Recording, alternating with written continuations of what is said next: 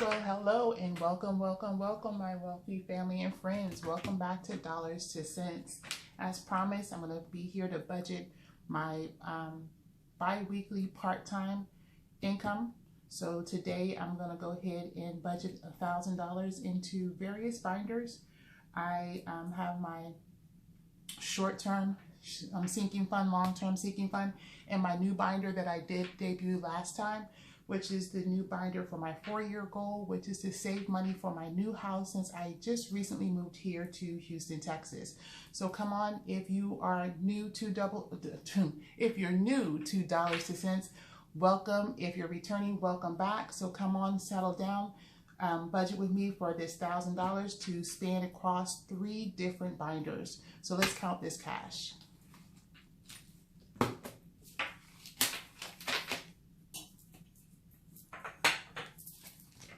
For the hundreds, 1, 2, 3, 4, 5, 6, 7, 8, 800, and 250s. All right. So like I said, I'm going to spread this 1,000 across 3 different binders just to try to put a little bit of money in pretty much everywhere. What I do really like about cash budgeting is that I can really change or make decisions every time whether I want to put all my money in one area or spread it across. So it's really going to be based off of what I know I need. And I think that that's one of the best things that is very flexible about cash budgeting. So let's go ahead and put some money over here in this binder. I'm going to go ahead and put $150 down for my car maintenance. If you haven't seen my other videos, I just moved again to Houston, Texas earlier this year. And so I have to get my tags switched over, and I'm finding out it's a lot harder than I thought, and it's going to cost, of course, some money. So I'm saving for that. So it does say car maintenance, which is true, but I'm saving for my car tags as well in this envelope.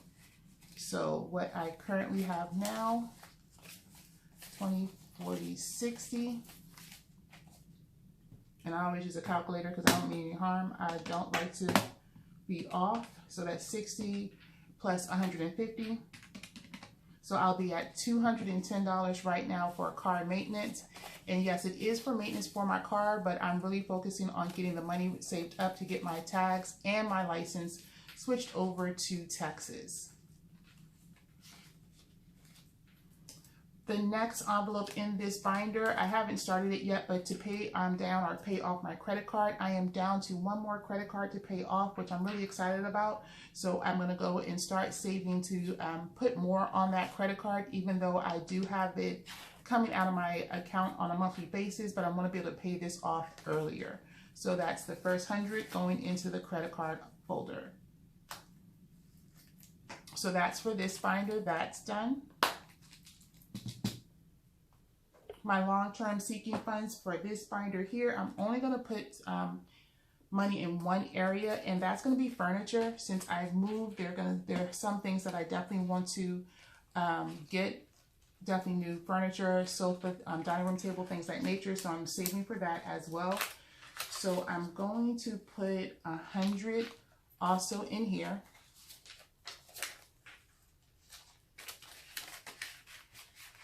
And so that will make 200 going into this envelope total. So I'm going to make note of that for today.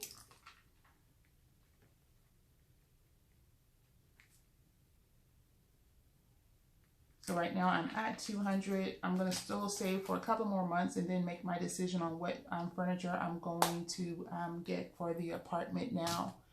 So the rest of this money is going to go towards a lot of areas for the new binder that I just used the other week. If you had a chance to take a look, if not, take a look at that first video. This is the new home binder that I recently bought from a content creator. Her name is Jasmine. Her channel is Baddies and Budget. So if you get a chance, go over to her site. She's she's very, very creative. And she's been doing this for quite some time. She started during COVID and started recording since then. And since then has actually come up with quite a few nice, stylish, and informational binders. So I'll make sure the contact information for her site is in the description when you get a chance. So for this binder, I am going to finish everything off. I'm going to put $250 down for down payment. So this is a 4-year goal for me. Again, just moved, so I want to start planning to get the house of my new dreams.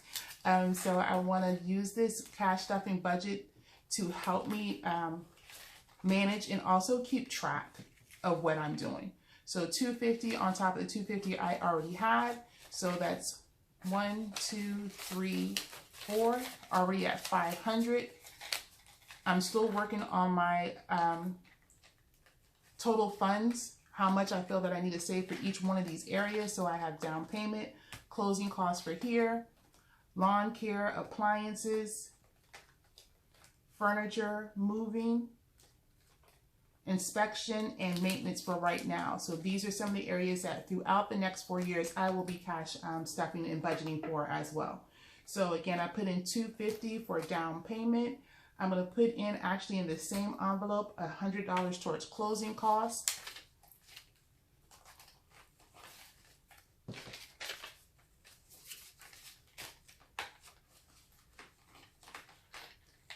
And then for the next area,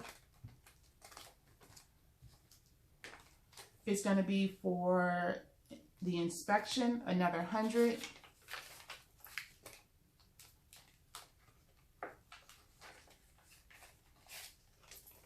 So right now, whoops, put the money in order. It's going to be $150 and $160. And that's going towards the inspection, and also in this envelope will be for maintenance as well. But I'll start tracking and making sure that I kind of keep it separate, so I'm learning as I go how to work with these binders. So now I have $200 left. I'm going to put